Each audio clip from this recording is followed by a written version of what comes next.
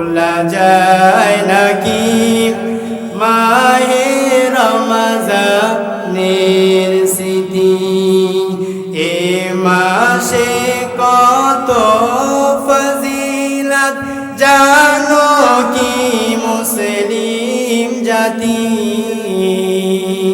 ভুলবো না ভোলা যায় নাকি মাহে রমজানের স্মৃতি। ও বলিয়ার যুবক তাকায়া দেখ রে ভাই, আমিও তো তোমার মতো একজন যুবক রে ভাই। আমিও যদি দাড়ি কাইটা শার্ট প্যান্ট পরিয়া যদি এই রাস্তা দিয়ে একটা মেয়ে নিয়ে ঘুরতাম, এমন কোন মায়ের বেটা নাই আমাকে বাধা দিত। এই টুপি পরার কারণে কত গালি, লম্বা জুব্বা গায়ে দেওয়ার পর কত গালি, এরপর এই পথ থেকে এক বিন্দু পরিমাণ সরি নাই। কারণ কি? কারণ এই পথে আসার পরে আল্লাহ যেই সম্মান আর যেই মর্যাদা দিয়েছে, অন্য ওই পথে এই সম্মান আর মর্যাদা নাই। এরে যুবক ভাই, তোমার পায়ে আমি হাত দিয়ে বলতে চাই, ডানে বামে তাকায়া দেখো, তোমার কত খেলার বন্ধু ছিল, আজকে তোমার বন্ধু নাই। ওরে যুবক ভাই, রাত্রে যখন ঘুমাইতে যাও, বালিশে যখন মাথাটা লাগাও, বাতিটা যখন নিভায়া দাও রে যুবক, একটা মিনিট চিন্তা করে দেখিস, বাবার কোনো বানানো কবিতা বলতেছি না, আমার মায়ের কোনো বানানো কবিতা বলতেছি না। একটু নজর করে দেখিস রে ভাই, ডানে তাকায়া দেখবি সব ফাঁকা, বামে তাকায়া দেখবি কেউ নাই, সামনেও দেখবি কেউ নাই, পিছনে দেখবি নাই। আজকে তুই শক্তি দিয়া ক্ষমতার বড়াই করো, আজকে তোর ভিতরে রক্ত গরম, তাই তুই ক্ষমতার জোর দেখাও। তোর গায়ে রক্ত আছে বিদায় তুই টাকার গরম দেখাও। আসলে তাকায়া দেখ, টাকাওয়ালার টাকা পড়ে আছে, টাকাওয়ালা কিন্তু নাই। বাড়িওয়ালার বাড়ি পড়ে আছে, কিন্তু বাড়িওয়ালা নাই। গাড়িওয়ালার গাড়ি পড়ে আছে, কিন্তু গাড়িওয়ালা নাই। মাঝে মাঝে কবরস্থানের কাছে গিয়া দাঁড়ায় একটা মিনিট চিন্তা করবি, এই কবরের ভিতরে কত শিশুরা ঘুমায়, কত বৃদ্ধ বাবারা এই কবরের ভিতরে ঘুমায়। 2টা মিনিট যদি চিন্তা করস রে যুবক ভাই, সহ্য করতে পারবি না, সহ্য করতে পারবি না। আমি আজকে খানবাড়ি বোয়ালিয়ার মাহফিল থেকে বইলা যাইতে চাই,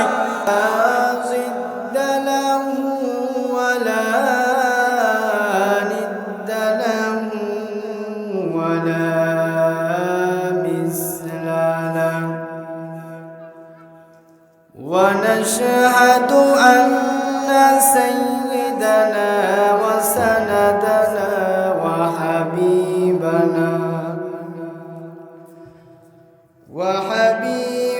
ربنا وكفيبنا وكفيب قلوبنا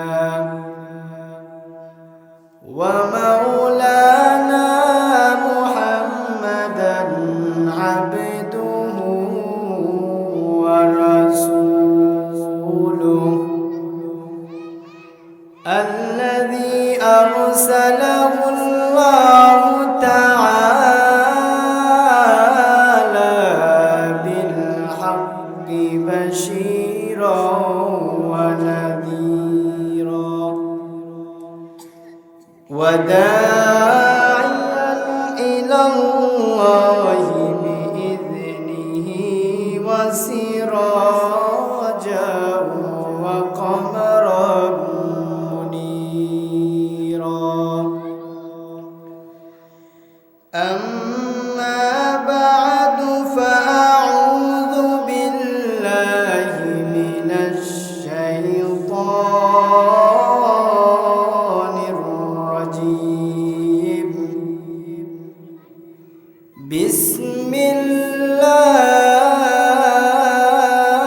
বিসমিল্লাহির রহমানির রহিম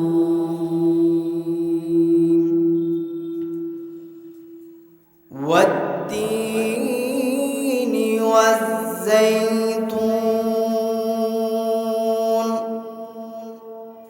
وطور سينين وهذا البلد الأمين لقد خلقنا الإنسان في أحسن تقويم ثم رددناه أسفل سافلين إلا الذين آمنوا وعملوا الصالحات فلهم أجر غير ممنون فما يكذبك بعد بالدين أليس الله بأحكم الحاكمين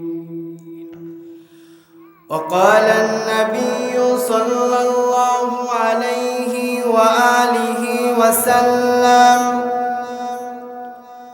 من أحب سنتي فقد أحبني ومن أحبني كان معي في الجنة أو كما قال النبي عليه الصلاة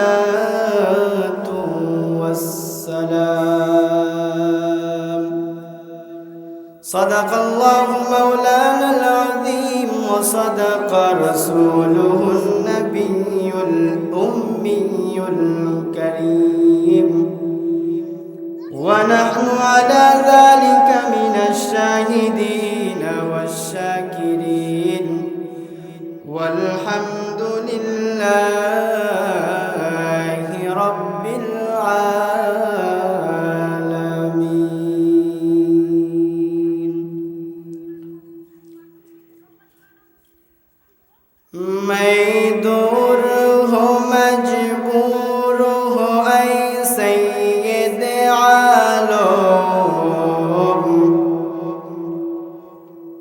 मैं दूर हो मजबूर हो ऐ सैयद आलम दीदार दिखाते नहीं आवाज सुना दो दीदार दिखाते नहीं आवाज सुना दो मैं सूरत यूसुफ को नहीं चाहने वाला मैं कैस के मानिंद नहीं आशिक लैला मैं आशिक मौला हूँ मेरा इश्क दवाना मैं आशिक मौला हूँ मेरा इश्क दवाना ए जुमलो जगह जिसके तजल्ली से उजाला ए जुमलो जगह जिसके तजल्ली से उजाला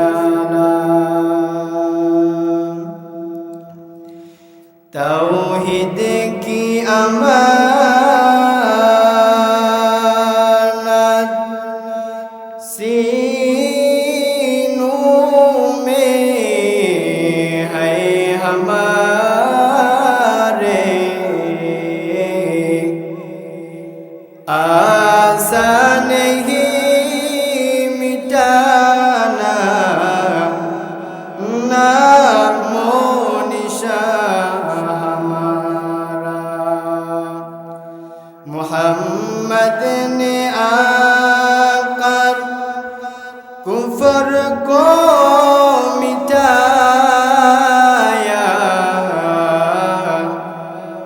কুফর কো মিটা কর সদাকত বাতায়া লা ইলাহা ইল্লাল্লাহ লা ইলাহা ইল্লাল্লাহ বিলাল বলেন এক আল্লাহ উমাইয়া বলে বারাজালা বিলাল বলেন এক আল্লাহ উমাইয়া বলে বারাজালা আমার আল্লাহ বলে ও জিবরাইল আল্লাহ বলে ও জিবরাইল জান্নাতেরি খোলো তালা লা ইলাহা লা ইলাহা ইল্লাল্লাহ লা ইলাহা ইল্লাল্লাহ লা ইলাহা ইল্লাল্লাহ লা ইলাহা ইল্লাল্লাহ মুহাম্মাদুর রাসূলুল্লাহ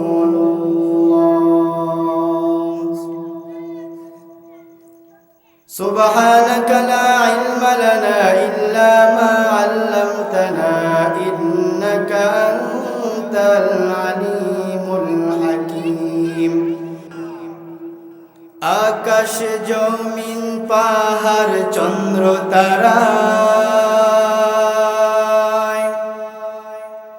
সবই তোমার নূরের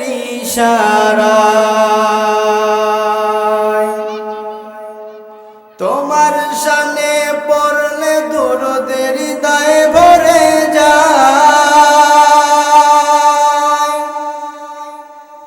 তোমার শানে পড়লে দরুদের হৃদয় জুড়ায় ও মদিনার কমলিওয়ালা সালাম তোমায় ও মদিনার কমলিওয়ালা সালাম তোমায় ও মদিনার কমলিওয়ালা সালাম তোমায় তাহলে নবীর উপরে দুরূদ কি কম হবে না বেশি হবে বেশি হবে চেষ্টা করবেন দৈনন্দিন কমসে কম নবীর উপরে 300 বার দুরূদ পাঠ করার চেষ্টা করবেন কমসে কম কারণ জমিনের ভিতরে আল্লাহ একদল ফেরেশতা নিযুক্ত করে দিয়েছে যে আমার কোন উম্মত দুরূদ পাঠ করে এই দুরূদ সোনার মদিনায় পৌঁছায় দাও শুধু একদল ফেরেশতাই আল্লাহ নিযুক্ত করেছে তাদের কোনো আর কাজ নাই তাদের কাজ হলো আপনি দুরূদ পাঠ করবেন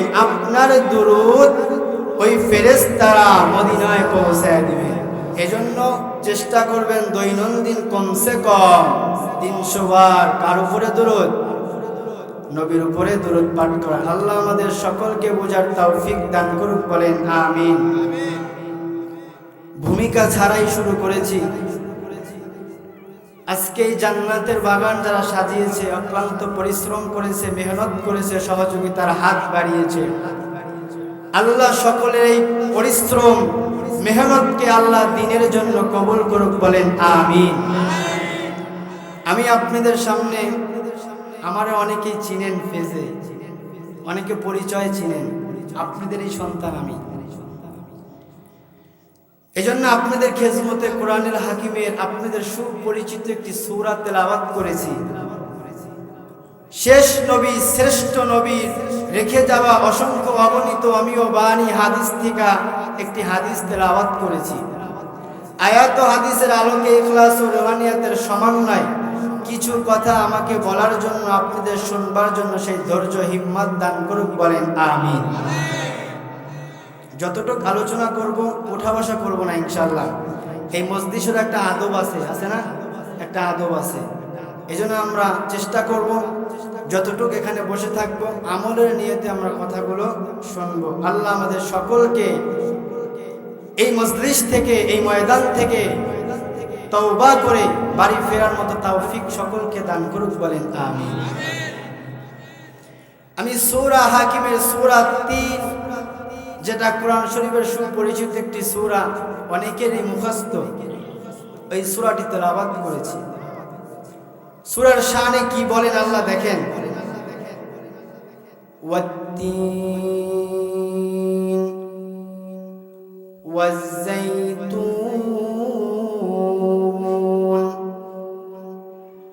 ওয়াতুরি সিনিন ওয়া হাযাল বালাদিল আমিন লাকাদ খালাকনাল ইনসানা ফি আহসানি তাকওয়িম। আল্লাহ সূরার শুরুতে 4টা জিনিসের কসম খাইলেন। একটু জবান খুলে বলবেন কয়টা জিনিসের? 4টা জিনিসের কসম খাইলেন। এই কসম খাওয়ার পরে 5 নম্বরে গিয়া আল্লাহ সুবহানাহু ওয়া তাআলা বলেন, লাকাদ খালাকনাল ইনসানা ফি আহসানি তাকওয়িম।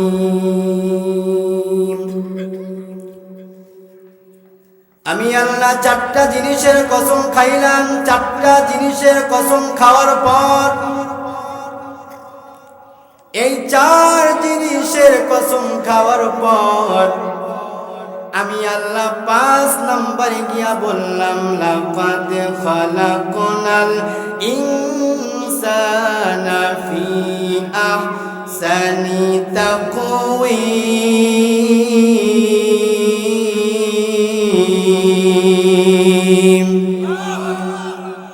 আমি আল্লাহ 4টা জিনিসের কসম খাওয়ার পরে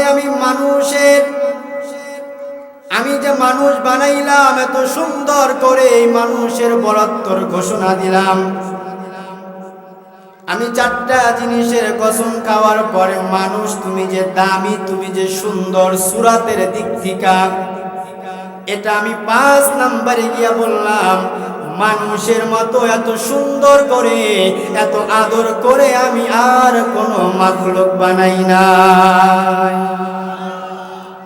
আমি আল্লাহ এত দয়াবান, এত দয়ালু, যে মানুষের মতো সুন্দর দিক থেকে, সম্মানের দিক থেকে, মর্যাদার দিক থেকে, সূরাতের দিক থেকে আমি আল্লাহ মানুষের মতো এত দামি করে আর কাউকে বানাই নাই।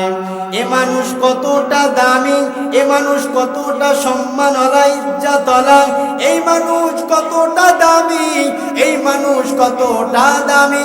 আমি আল্লাহ সুবহানাহু ওয়া তাআলা কোরআনের মাধ্যমে মানুষের শ্রেষ্ঠত্ব, মানুষের সৌন্দর্যের বরত্ব, মানুষের ঘোষণা করে দিলাম। ও দুনিয়ার মানুষ, ও মুসলমান, তুমি তো এক সময় জমিনে ছিলা না, এখন আছো, আবার থাকবা না, ঠিক নেই? কোথা থেকে আগমন, কোথা যেতে হবে রে, কে পাঠালো কিসের তরে, জানা নাই তার ভবেতে। জানা আছে? আল্লাহ সুবহানাহু ওয়া তাআলা বলেন, রে গোলাম, এই জমিনের ভিতরে এক সময় তুমি ছিলা না, এখন আছো, আবার এক সময় তুমি থাকবা না। কাইফা তাকফুরুনা বিল্লাহি ওয়া কুনতুম আমওয়াতান ফাআহইয়াকুম সুম্মা ইউমীতুকুম সুম্মা ইউহয়ীকুম সুম্মা ইলাইহি তুরজাউন। আবার থাকবা না। এই দুনিয়ার ভিতরে তোমার কোনো অস্তিত্বই ছিল না, আমি তোমারে অস্তিত্ব দান করেছি। তুমি কি জানো আমি তোমারে কিভাবে অস্তিত্ব দান করেছি? আমি তোমাকে ভেজাল যুক্ত 1 ফোঁটা নাপাক পানির মাধ্যমে তোমাকে আমি জন্ম দিয়েছি। যে 1 ফোঁটা নাপাক পানি দ্বারা আমাদেরকে বানিয়েছেন, সেই 1 ফোঁটা পানি ভেজাল যুক্ত না নির্ভেজাল? ভেজাল যুক্ত। ওই ভেজাল যুক্ত এক ফোঁটা নাপাক পানি আমার আম্মা জানের বাচ্চা দানির ভিতরে ঢুকাইয়া দিয়া ফেরেশতাদেরকে কারিগর বানাইয়া ওই ফেরেশতাদেরকে মেহনত করাইয়া এরপরে তোমার মতো বান্দাটাকে আমি বানাইলাম। এই আসমান আর এই জমিন আমি বানাইতে সময় নিয়েছি ফি সিত্তাতি আইয়াম, মাত্র 6 দিন। আর তোমার মতো বান্দাটাকে বানাইতে আমি আল্লাহর সময় লেগেছে 6 মাসেরও বেশি। এরে বান্দা ভালো করে খেয়াল করো, এক সময় তুমি ছিলা না, এখন আছো, আবার থাকবা না, তোমার অস্তিত্বই ছিল না। আমি এক ফোঁটা নাপাক পানির মাধ্যমে আমি তোমার অস্তিত্ব দিয়েছি, ফেরেশতাদেরকে কারিগর বানাইয়া এরপরে দিনের পরে দিন, দিনের পরে দিন মেহনত করিয়েছি। তোমার মা এখনো টের পায় নাই তার গর্ভে সন্তান আসছে। আমি যখন তোমার ভিতরে রূহ নামক পাখিটা ঢুকাইয়া দিলাম, এখন তুমি পেটের ভিতরে হাত পাও নাড়াচাড়া করো। এখন তোমার মা টের পেয়েছে আমার গর্ভে সন্তান এসেছে। এরপরে আমি আল্লাহ ওই তোমার মায়ের পেটের ভিতরে তোমাকে কত সুন্দর করে রেখেছি। প্যাকেটের উপরে প্যাকেট, প্যাকেটের উপরে প্যাকেট, প্যাকেটের উপরে প্যাকেট, যাতে দুনিয়ার কোনো বাতাস তোমাকে গ্রাস না করতে পারে। প্যাকেটের উপরে প্যাকেট দিয়া তারপরে তোমাকে ভিতরে আমি কি সুন্দর করে রেখেছি। তুমি কি জানো আমি তোমার মায়ের নাভির সাথে তার লাগাইয়া তোমার খানার ব্যবস্থা করেছি। এরে গোলাম, এরপর তুমি তাকায়া দেখো, তুমি যখন দুনিয়ার বুকে আসছো, দুনিয়ার বুকে যখন তুমি আসলা, দুনিয়ার বুকে আইসাই তুমি দুনিয়ার খাবার খাইতে পারো না, কারণ তোমার সেই শক্তি নাই তুমি দুনিয়ার খাবার খাইবা। আমি আল্লাহ কত দয়াবান, আমি আল্লাহ তোমার মায়ের বুকের ভিতরে এমন এক ফ্লাক্সের ব্যবস্থা করেছি, গোটা দুনিয়ার বিজ্ঞান বলে ওই মায়ের বুকের এক ফোঁটা দুধের ভিতরে যেই পরিমাণ ক্যালসিয়াম, যেই পরিমাণ ভিটামিন দিয়েছে, দুনিয়ার অন্য কোনো খাবারের ভিতরে এই পরিমাণ পুষ্টি না। আমি এমন এক ফ্লাক্সের ব্যবস্থা করেছি, যেই ফ্লাক্সের পানি অতিরিক্ত গরমও না, আবার অতিরিক্ত ঠান্ডাও। অতিরিক্ত গরম কেন রাখি নাই? তোমার মুখটা পুড়ে যাইতে পারে, জিহ্বা পুড়ে যাইতে পারে। আবার এমন ঠান্ডাও রাখি নাই, তোমার ঠান্ডা লেগে যেতে পারে। আবার এমন পাতলাও বানাই নাই, আবার অতিরিক্ত ঘন করি নাই। আমি এমন এক ফ্লাক্সের ব্যবস্থা তোমার মায়ের বুকের ভিতরে করে দিলাম, 2টা বছর তোমার মায়ের দুগ্ধ পান করবা। আমি আল্লাহর কুদরতি নিয়ামত। এরে বান্দা, তুমি কি জানো তোমারে আমি কত সুন্দর করে বানাইলাম, এত নিয়ামত দিলাম, এত সুন্দর করে বানাইলাম। কারণটা কি? এত সুন্দর করে, এত শ্রেষ্ঠ করে, এত মর্যাদা দিয়ে তোমারে বানাইলাম, তার কারণটা কি? আছে না নাই? হ্যাঁ, আছে না নাই? বাবা তার সন্তানকে কোথাও পাঠায় অবশ্যই কারণ নিয়ে না, কারণ ছাড়া। কারণ নিয়ে পাঠায়। বাবা তোমাকে আমি অমুক জায়গায় পাঠাইলাম এই কারণে। তাহলে আল্লাহ তো আমাদেরকে কারণ নিয়েই পাঠিয়েছেন, বিনা কারণে আল্লাহ পাঠায় নাই।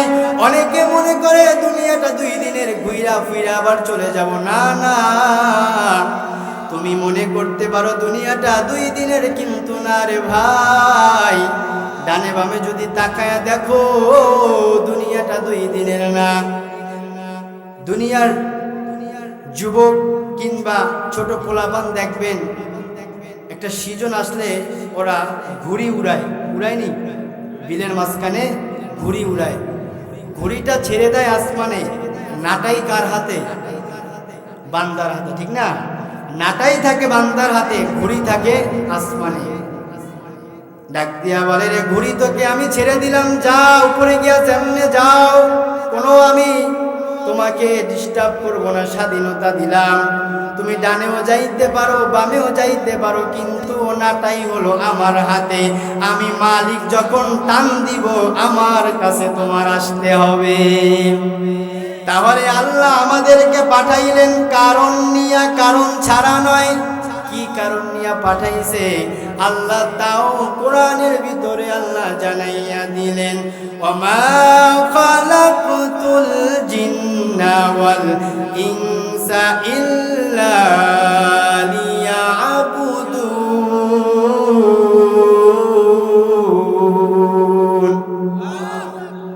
আমি আল্লাহ ইনসানকে বানিয়েছি আমার ইবাদত করার জন্য, আমার গোলামি করার জন্য, আমার ইবাদত করবে, আমার গোলামি করবে।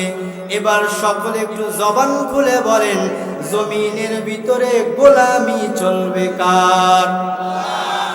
আরো জোরে বলেন কার? জমিনের উপরে গোলামি চলবে একমাত্র আমি আল্লাহর। দুনিয়ার অন্য কারো গোলামি চলবে কার? ওই আল্লাহ কি দুর্বল? আল্লাহ দুর্বল না রে ভাই, আল্লাহ দুর্বল নয়, আল্লাহ দুর্বল নয়। অনেকে মনে করতে পারো আল্লাহ দুর্বল, আল্লাহ বুঝি কোরআন নাজিলের পরে আল্লাহ ক্ষমতা হারাইছেন। না না, আল্লাহ দুর্বল হয় না, জমিনে পাঠিয়েছে তোমাকে আল্লাহর গোলামি করার জন্য, ইবাদত করার জন্য। কিন্তু মানুষ দুনিয়ায় যাওয়ার পর আল্লাহ ভুললাম, রাসূল ভুললাম, দুনিয়া ধরলাম। দুনিয়াও বললাম, আল্লাহও বললাম, রাসূলও বললাম, দুনিয়া ধরার পরে দুনিয়ার যত নোংরা কাজকর্ম আমাদেরকে গ্রাস করে নিয়েছে, আমাদেরকে ধরে ফেলেছে। কেমন ধরেছে? এখন দেখেন এক শ্রেণীর মানুষ দুনিয়ার ভিতরে ঘুরে আর কয়, নামাজ না পড়লে কি হবে? দিল ঠিক। কি নামাজ না পড়লে কি হবে? ঈমান ঠিক আছে মোল্লা। রোজা না রাখলে কি হবে? ঈমান মজবুত। নাই দেখাই তো তুই নামাজ তরক করো। ঈমান যদি থাকতো বান্দা এক ওয়াক্ত নামাজও কাজা করতে পারত না। তাহলে দুনিয়ায় আসার পরে যারা আল্লাহর সাথে শিরিক করে, মুনাফিকি করে, আল্লাহর সাথে গাদ্দারি করে, দুনিয়ার মানুষের সাথে জুলুম করে, মানুষের মাল আত্মসাৎ করে, চাঁদাবাজি করে, সন্ত্রাসগিরি করে, টেন্ডারবাজি করে, আছে না নাই? এই কথা বলেন, আছে না নাই? অভাব নাই। আজকে তাকায় দেখেন, আপনি আওয়ামী লীগের দোষ দিয়ে লাভ নেই, আগে নিজের দিকে তাকান, নিজের ভুলটা আগে দেখেন। আপনি আপনার আপন বোনের সাথে জুলুম করেন কি করেন নাই? আপন ভাইয়ের সাথে জুলুম করছেন কি করেন নাই? আপন পাড়া প্রতিবেশীর সাথে আপনি জুলুম করছেন কি করেন নাই? একটু খেয়াল করেন, ঘুমাইতে যখন যান বালিশে মাথাটা লাগায় দেন, বাত্তিটা যখন নিভায় দেন, 2টা মিনিট চিন্তা করেন আমার দ্বারা কত মানুষের মাল খেয়ানত হয়েছে। আমাকে সমাজের মানুষ অনেক নেতা মনে করেন, আমাকে বড় মেয়া মনে করে, কিন্তু আমার দ্বারা কয়জনের উপকার হয়েছে, কয়জনের ক্ষতি হয়েছে। ওই 2টা মিনিট বালিশে মাথা লাগায় একটু চিন্তা করেন। আপন বোন, আমার ঘরে আমার আপন বোন, সেই বোনের সাথেও আজকে ভাই হইয়া তুমি জুলুম করো। ভাই বোন তোমার কাছে যেটা পাবে তুমি তা দাও না, তোমার আপন ভাই যেটা তোমার কাছে পাবে তুমি সেইটা দাও না। দুনিয়ার এক ফিতনার নাম হলো একই দলিল দিয়া এক জমিনে 13 বার বিক্রি করে, আছে না নাই? এক জমিন কয়বার বিক্রি করে? 13 বার বিক্রি করে নকল দলিল দিয়া, আছে না নাই? এই যে আপনার আপন বোনকে আপনি ঠকাইলেন, এই যে জুলুম করলেন, আপনি আওয়ামী লীগের দোষ পরে দিবেন, আগে নিজের দোষ দেখেন। আপনার পাড়া প্রতিবেশী, আপনার পাশের লোকটা অসহায় গরিব, আপনাকে দেশের মানুষ বড় মেয়া মনে করে, কিন্তু আপনার ঘরের পাশের মানুষটা অসহায়, রাত্রে ধুকে ধুকে কান্না করে। আপনি একবার দুয়ারে নক করে বললেন না, ভাই তুমি কেন কান্না করো, কি তোমার অবস্থা, কেন তুমি কান্না করো, জিজ্ঞাসাও করলা না।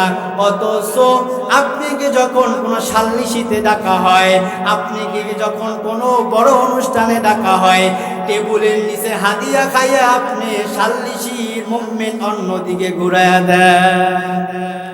হ্যাঁ, তো গরিব আপনার কাছে আসল বিচারটা পাবে কোথায়? আপনি টেবিলের নিচে হাদিয়া খাইলেন, খাইয়া আপনি আল্লাহর সাথে তো একটা গুনাহ করলেনই, আর গরিবের সাথে করলেন জুলুম। আল্লাহ রাসূল সাল্লাল্লাহু আলাইহি ওয়াসাল্লাম বলে গেছেন, দুইটা জিনিসের বিচার দুনিয়ার জমিনেই হবে। কয়টা জিনিসের? দুইটা জিনিসের বিচার এই জমিনের উপরেই হবে। এক নাম্বার হলো যারা জমিনের ভিতরে জুলুম করবে, এদের বিচার দুনিয়ায় হবে। আর এর বিচার হয় কি হয় না, এটা এই বাংলার মুসলমান চক্ষু খুলে দেখেছে। ঠিক কিনা বলেন? এ বাংলার মুসলমান চক্ষু খুলে দেখেছে জুলুমের বিচার হয় কি হয় না। কি জুলুমের বিচার হয় নাই? হ্যাঁ, আপনারা রাগ করতেছেন? হ্যাঁ, এদেশে জুলুমের বিচার হয় কি হয় নাই বলেন? আল্লাহ কুদরতি ভাবে জুলুমের বিচার করেছে। আল্লাহ কুদরতি ভাবে জুলুমের বিচার করে দিয়েছে, কারণ মুসলমানের পিঠ দেওয়ালে ঠেকে গিয়েছে। আল্লাহর রহমত এসেছে, আল্লাহর রহমতে আল্লাহ ওই জালিমকে বাংলা ছাড়া করেছে। ঠিক কিনা বলেন? এদেশের কত মাজলুম আলেমদেরকে কারাবন্দী করেছে, দিনের পরে দিন নয়, যুগের পরে যুগ চার দেয়ালের ভিতরে বন্দী করে রেখেছে। ঠিক কিনা বলেন? শুধু কি তাই, চার দেয়ালের মাঝখানে বন্দী করে রাখা হয়েছে, কোরআনের সত্য কথাটা বলতে দেয় নাই। কিন্তু যেই কথাগুলো এই জমিনের উপরে বলতে দেয় নাই, আল্লাহ তাদের কুদরতি ভাবে তার বিচার করে দিয়েছেন। ঠিক কিনা বলেন? আসলে মুসলমান আপনারা দলবদ্ধ হন, একতাবদ্ধ হন। একতাবদ্ধ যখন হবেন, এদেশের ভিতরে ইসলাম প্রতিষ্ঠা করার জন্য, আমার মাওলার কোরআন এদেশে প্রতিষ্ঠা করার জন্য কোনো বাতিলের দরকার হবে না। মুসলমান যদি একতাবদ্ধ হয়, মুসলমান যদি এক প্ল্যাটফর্মে চলে আসে, কোনো বাতিলদের চক্ষু আমরা ভয় পাবো না। ঠিক কিনা বলেন? বাম ডান অনেক দেখেছি, এবার এদেশে কোরআনের হুকুমত কায়েম করতে হবে। ঠিক কিনা বলেন? এজন্য প্রস্তুত হন, যে কোনো সময়, যে কোনো অবস্থায় ইসলামের জন্য, দ্বীনের জন্য আমাদেরকে যদি ডাক দেয়, আমরা প্রস্তুত আছি তো ইনশাআল্লাহ? যে কোনো সময় আমাদেরকে দ্বীনের জন্য, ইসলামের জন্য যদি ডাক দেওয়া হয়, ডাকা হয়, ইসলামের জন্য শহীদ হতে হবে, ইসলামের জন্য জীবন দিতে হবে, আমরা সকলেই প্রস্তুত ইনশাআল্লাহ। আল্লাহ আমাদের সকলকে দ্বীনি মেহনত কবুল করুক, বলেন আমিন।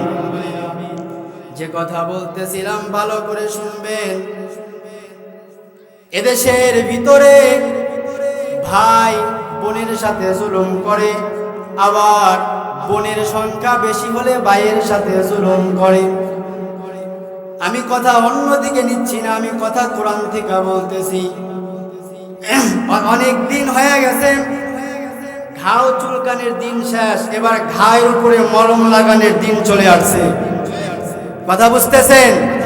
অনেকের ঘাও চুলকানো হয়ে গেছে, এবার ঘায়ের উপরে মলম লাগানোর দিন চলে আসছে। এজন্য ভালো করে শুনেন মুসলমান,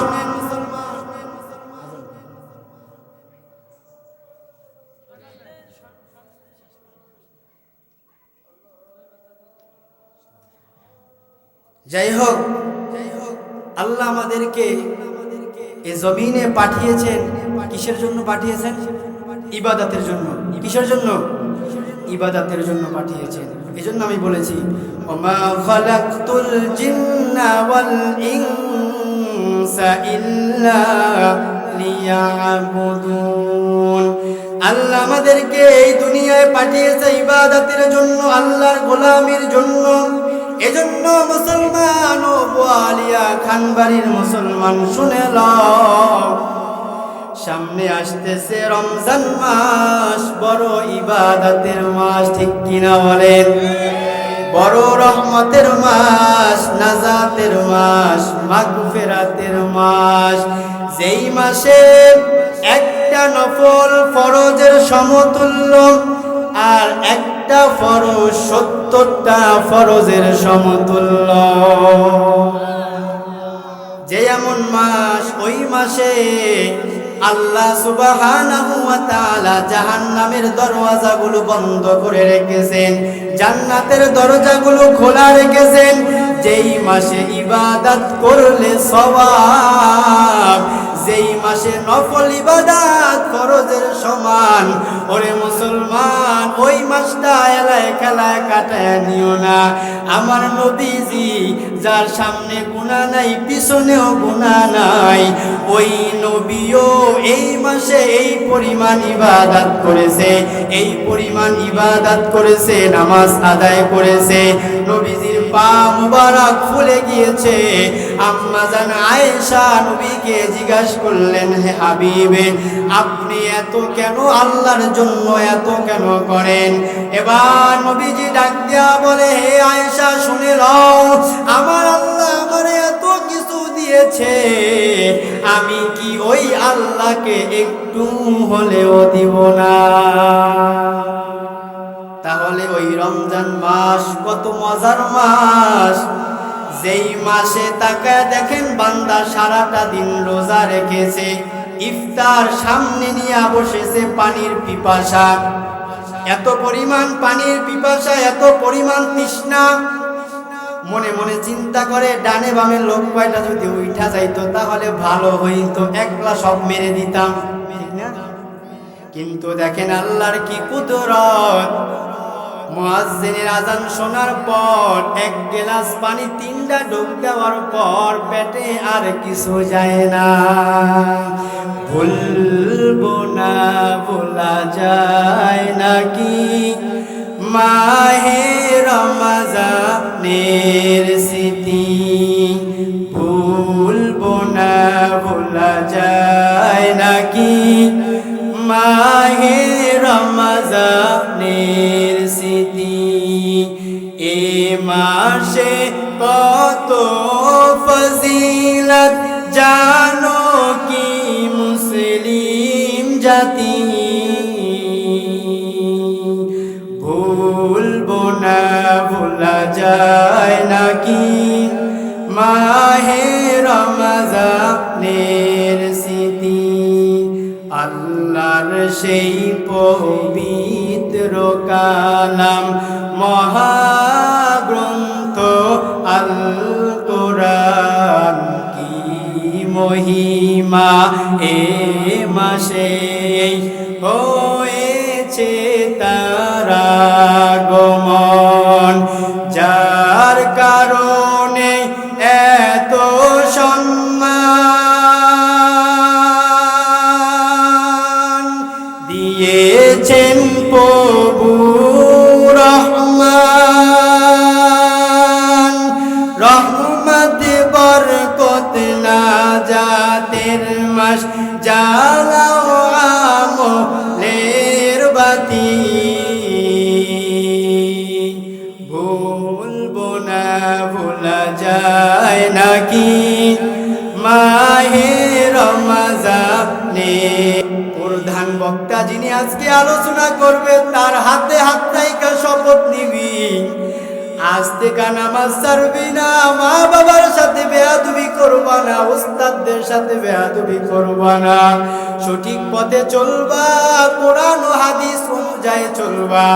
কারণ এই পৃথিবীতে আমার আসল হলো দুইজন, একজন হলো আমার আল্লাহ আর একজন হলো আমার রাসূল। চিল্লা বলেন একজন তিনি কে, আর একজনের নাম কি? এই দুইজন হলো আমার দুনিয়ার আসল, এই দুইজন হলো আমার দুনিয়ার আসল। তাহলে আমার ভাই, আমার বোন, আমার মা, আমার বাবা কি? আমার ভাই বোন, আমার আত্মীয় স্বজন, এরা আমার আসল না, এরা হলো আমার আপন। এরা কি? এরা আমার আপন, এরা আমার আসল না। তবে আমি আপন মানব ততক্ষণ, আমার আসল ঠিক রাখবে যতক্ষণ। আমি আমার বাবাকে মানি, আমার বাবা যদি আমার আল্লাহ রসুল মানে, আমি যদি দেখি আমার বাবা আমার আল্লাহ তার রসুলকে মানে না, আমি তার বাবাকেও মানি না। যদি দেখি আমার পীর আমার নবীর আদর্শ মানে না, আমার আল্লাহ মানে, এরা হলো আমার আপন।